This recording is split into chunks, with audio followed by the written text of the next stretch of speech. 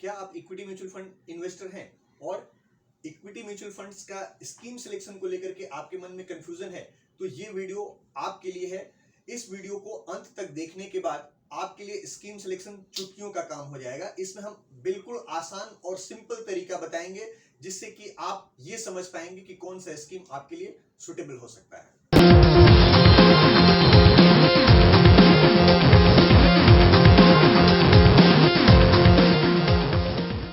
मेरा नाम है विनोद चौधरी और मैं फाउंडर हूं इन्वेस्टमेंट जंक्शन का। आज के इस वीडियो में हम लोग सीखने जा रहे हैं कि म्यूचुअल फंड्स के स्कीम सिलेक्शन कैसे करें। म्यूचुअल फंड्स के स्कीम सिलेक्शन करने के पहले मैं आपके साथ में एक स्टोरी शेयर करना चाहूंगा जो मेरी जिंदगी की खुद की है। स्टोरी कुछ इस तरह से है कि मैं हावड़ा स्टेशन से लोकल ट्रेन पकड़ करके अपने बीवी बच्चों के साथ घर वापस जाने की तैयारी में था। तो जब मेरा छोटा बच्चा जब 5 साल का था तो लोकल ट्रेन में बैठा तो उसे दिखाई दिया बगल में एक सुंदर सी ट्रेन खड़ी है। उस ट्रेन को देख करके मेरा बच्चा मुझसे ये पूछता है कि पापा, हम लोग उस ट्रेन में क्यों नहीं बैठे हैं, हम इस ट्रेन में क्यों जा रहे हैं? इस ट्रेन में तो एसी भी नहीं है, गर्मी भी लग रही है और काफी गंदी है ये ट्रेन, तो उस ट्रेन में क्यों नहीं जा सकते हैं? तो मैं उसे समझाया कि बेटा वो दूर जाने वाली ट्रेन है और हमें जो है वो छोटे डिस्टेंस में जाना है, हम लोगों को नजदीक में जाना है, इसलिए हमें इस ट्रेन से सफर करना होगा। मेरे दिमाग में एक आइडिया स्ट्राइक किया कि क्या म्यूचुअल फंड भी कुछ ऐसा ही नहीं है? ट्रेन सिलेक्शन की तरह हावड़ा स्टेशन से भारत के हर एक कोने में जाने की ट्रेनें अवेलेबल है। तो क्या हम हर एक जर्नी के लिए एक ही तरह की ट्रेन अवेल करते हैं? बिल्कुल नहीं। हमें अगर लोकल ट्रेवल करना होता है तो हम लोकल ट्रेन को अवेल करते हैं। हमें अगर इंटरसिटी ट्रेवल करना होता है तो हम लोकल इंटरसिटी एक्सप्रेस को प्रेफर करते हैं और उसमें हम सफर करते हैं। लेकिन जब हमें कोलकाता से दिल्ली तक का सफर करना है तो वहां पे हमारा सिलेक्शन क्राइटेरिया जो है वो काफी छोटा हो जाता है। वहां पे हमको सिर्फ वैसी ट्रेनों को देखना होता है जो कोलकाता से दिल्ली के बीच में चलती हैं। तो ऐसी ट्रेनों को अगर हम देखेंगे तो इसमें हमारे पास ऑप्शन बचता है कि हम राजधानी एक्सप्रेस से सफर कर सकते हैं, कालका एक्सप्रेस से सफर कर सकते हैं, या फिर हम सफर एक्सप्रेस ले सकते हैं, या कोई और ऐसी ट्रेन है जो ज्यादा रुकते हुए ज्यादा देर से चलती है, जैसे दिल्ली जनता एक्सप्रेस, जिसको कि अभी रेलवे ने बंद ही कर दिया। अब ये जो ट्रेन का सिलेक्शन है हम किस बेसिस पर करते हैं? हम सिलेक्ट करते हैं अपने बजट के हिसाब से, अपने टाइम के हिसाब से, और वो ट्रेन कितना बजे हावड़ा स्टेशन से खुलेगी और कितने बजे मुझे दिल्ली पहुंचाएगी, दिल्ली में मेरा कितना बजे पहुंचने से मेरा काम हो जाएगा, उस हिसाब से हम अपने ट्रेन का सिलेक्शन करते हैं। दोस्तों, म्यूचुअल फंड का सिलेक्शन भी कुछ ऐसा ही है, बिल्कुल ट्रेन के सिलेक्शन के जैसा। अब मैं आगे आपको म्यूचुअल फंड्स के सिलेक्शन के विषय में बताऊं, मैं थोड़ा सा आपको बताना चाहूंगा कि म्यूचुअल फंड्स जो इक्विटी म्यूचुअल फंड्स है, मेनली आज का जो सब्जेक्ट है वो इक्विटी म्यूचुअल फंड्स के सिलेक्शन के ऊपर है। तो इक्विटी म्यूचुअल फंड्स बनते कैसे हैं? ब्रॉडली इक्विटी म्यूचुअल फंड्स 3 तरह के होते हैं: लार्ज कैप, मिड कैप और स्मॉल कैप। आइए सबसे पहले समझते हैं कि लार्ज कैप म्यूचुअल फंड्स कौन से होते हैं। लार्ज कैप म्यूचुअल फंड्स में हम ऐसी कंपनियों को लेते हैं जो सेंसेक्स की टॉप 100 कंपनीज है या निफ्टी की टॉप 100 कंपनीज है। अब ये निफ्टी की टॉप 100 कंपनीज में कौन सी कंपनीज आती है, मैं नाम बोलूंगा तो शायद आप इन्हें रिकॉग्नाइज कर पाएंगे। ये हमारे डे टू डे लाइफ में इन कंपनियों के प्रोडक्ट हम काफी यूज करते हैं और इन्हें हम जानते हैं।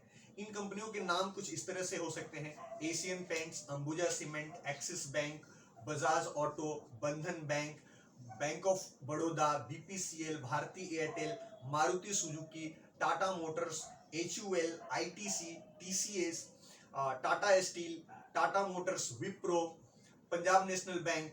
तो ये इस तरह की कंपनी है जिनके नाम सभी लोग जानते हैं। तो ऐसी कंपनीज को लेकर के लार्ज कैप की स्कीम बनाई जाती है। इसके बाद मिड कैप आता है। मिड कैप में कौन सी कंपनी आती है? अगर हम मिड कैप कंपनीज की बात करें तो मिड कैप कंपनीज में कुछ ऐसी कंपनियों के नाम आपको देखने को मिल सकते हैं, जैसे BEML, BSC, Bajaj, Birla Corporation, Elgi Equipment, Finolex Cable, Graphite India, Gujarat Ambuja Export, ICRA, IDBI, IDFC और आपका India Cement, Indiabulls, Jagran Prakashan, Jindal Saw, DCB Bank, Dilip Buildcon, East India Hotels, ये सभी इस तरह की कंपनी जो है वो मिड कैप कैटेगरीज में आती है। और इसके बाद 150 के बाद जितनी भी नेक्स्ट कंपनीज पड़ती है वो सभी स्मॉल कैप में आती है। और अगर हम कैपिटलाइजेशन के टर्म्स में बात करें तो 100 करोड़ से 500 करोड़ के कैपिटलाइजेशन में जितनी भी कंपनी आती है वो स्मॉल कैप इंडेक्स में बिलोंग करती है। और आपका 500 से 1000 करोड़ के मार्केट कैपिटलाइजेशन में जो कंपनी आती है वो मिड कैप कैटेगरी में होती है। और लार्ज कैप कैटेगरी में ज्यादातर कंपनी ऐसी हैं जिनका मार्केट कैपिटलाइजेशन 1000 करोड़ से ज्यादा का है। और ये मार्केट कैपिटलाइजेशन भी आए दिन चेंज होते रहता है। आए दिन मार्केट में कुछ खरीदारी होती है, कुछ बिकवाली होती है, जिसकी वजह से मार्केट कैपिटलाइजेशन एवरीडे चेंज होता है।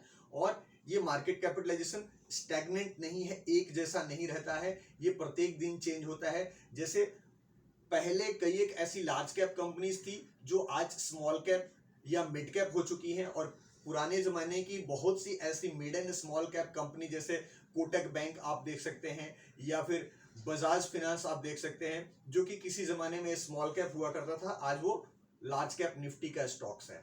तो ये सारा डेफिनेशन डायनामिक है, एवरीडे चेंज होते रहता है।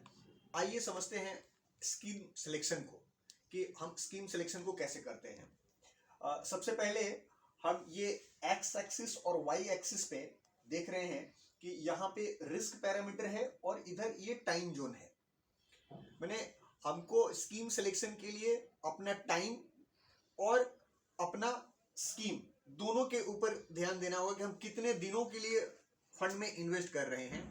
जितना ही लॉन्गर टाइम होराइजन होगा उतना ज्यादा रिस्कियर फंड में हम इन्वेस्ट कर सकते हैं।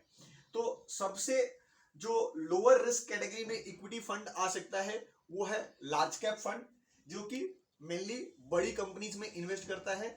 इसके बाद अगर आपका थोड़ा सा टाइम होराइजन बढ़ाते हैं तो you can go for flexi cap, जो कि आपको कभी लार्ज कैप में भी इन्वेस्ट कर सकता है और कभी मिड कैप में या स्मॉल कैप में। ये फंड मैनेजर के हाथ में चॉइस रहता है कि वो 100% लार्ज कैप में रखेगा या मिड कैप में रखेगा और स्मॉल कैप में रखेगा। जब हम मल्टी कैप में जाते हैं तो वो थोड़ा सा फ्लेक्सी कैप से अलग है। उसमें आपका जो लार्ज कैप या मिड कैप स्मॉल कैप का एक सर्टेन परसेंटेज उसको हमेशा मेंटेन करना होता है, 25%, 25% एंड 25% अक्रॉस द कैपिटल। उसके बाद से आप अगर और होराइजन को बढ़ाते हैं तो you can go for mid cap fund. और अगर आपका होराइजन लंबा है, जैसे 10 साल या 15 साल का होराइजन है, तो आप स्मॉल कैप में जा सकते हैं। और अगर आप ज्यादा कॉन्फिडेंट हैं किसी एक पर्टिकुलर सेक्टर को लेकर के, जहां पर कि आप ज्यादा बुलिश हैं कि ये सेक्टर काफी अच्छा कर सकता है, तो आप सेक्टोरल फंड या थीमेटिक फंड में जा सकते हैं। सेक्टोरल फंड ऐसे होते हैं जैसे pharma fund, pharma health care के ऊपर एक अलग फंड हो सकता है, और आपका बैंकिंग के ऊपर एक अलग फंड हो सकता है। तो इस तरह का सेक्टोरल फंड जो है ज्यादा एलोकेशन नहीं होना चाहिए, और आपके पोर्टफोलियो का इसमें ज्यादा से ज्यादा 10% आप एलोकेट कर सकते हैं। और इसमें आप ज्यादा कन्विंस्ड हैं तभी आप इन्वेस्ट कीजिए, नए इन्वेस्टर्स को यहाँ पे इन्वेस्ट नहीं करना चाहिए। इसके बाद अगर आप और ज्यादा एक्सपोज करना चाहते हैं, डाइवर्सिफिकेशन करना चाहते हैं, तो you can go for offshore fund, जो कि फॉरेन में पैसा इन्वेस्ट करता है थ्रू ETF, या फिर उन लोगों का कोई एक फीडर फंड हो सकता है जिसके थ्रू वो बड़ी जो इंटरनेशनल फंड्स हैं उसमें वो इन्वेस्ट कर सकते हैं। तो इस तरह से आप अपने लिए फंड सिलेक्शन कर सकते हैं अपने टाइम होराइजन के अनुसार। Thanks for watching this video. और इस वीडियो के डिस्क्रिप्शन लिंक में आपको परफॉर्मेंस का एक सीट भी मैं अटैच करके रखा हूं, जहां पर कि इन सभी फंड्स के परफॉर्मेंस किस तरह के हैं वो आप उसमें देख सकते हैं, और उसके हिसाब से आपको सिलेक्शन में सुविधा होगा। Thank you.